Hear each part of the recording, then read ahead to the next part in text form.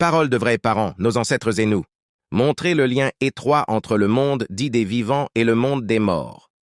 Le monde dit des vivants, le monde spirituel et le monde des morts. Par le thème Nos ancêtres et nous, il veut parler des personnes qui nous précédaient et ont disparu de la Terre. Selon la définition occidentalisée communément admise, les ancêtres sont les individus dont nous descendons.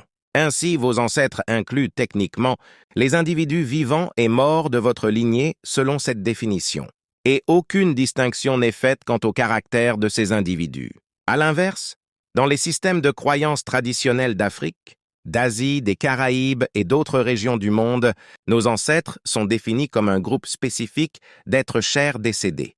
Dans ces traditions, les ancêtres sont des êtres chers perdus qui ont migré vers le royaume ancestral. Le royaume ancestral est une porte sacrée réservée aux individus qui ont vécu une vie bonne et bienveillante sur Terre. Ils incarnaient un fort caractère moral et des valeurs éthiques qui leur permettaient de s'élever à un niveau supérieur dans le royaume astral ou céleste.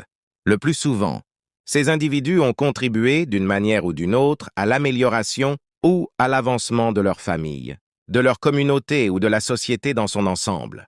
Par conséquent, selon les systèmes de croyances traditionnels, tous nos proches décédés ne sont pas des ancêtres. Seuls ceux qui ont vécu une vie de caractère solide sont inclus dans ce groupe. Par conséquent, lorsque je parle d'ancêtres, je fais spécifiquement référence aux individus qui ont contribué positivement à la croissance et à l'avancement de leur lignée familiale, de la communauté ou de la société dans son ensemble. Dans l'Église de l'Unification, nous avons la cérémonie de libération du monde spirituel. Il y a des cérémonies pour la libération des ancêtres et leur bénédiction. Les membres des familles bénies de l'Église de l'Unification ne peuvent honorer leurs ancêtres tels qu'ils sont.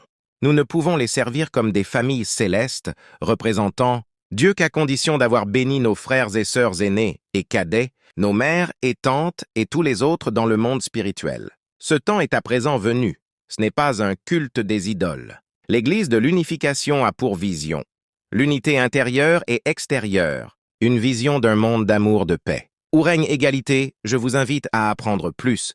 Commentez, likez et partagez pour nous donner la force. C'est Sarang Koudinov.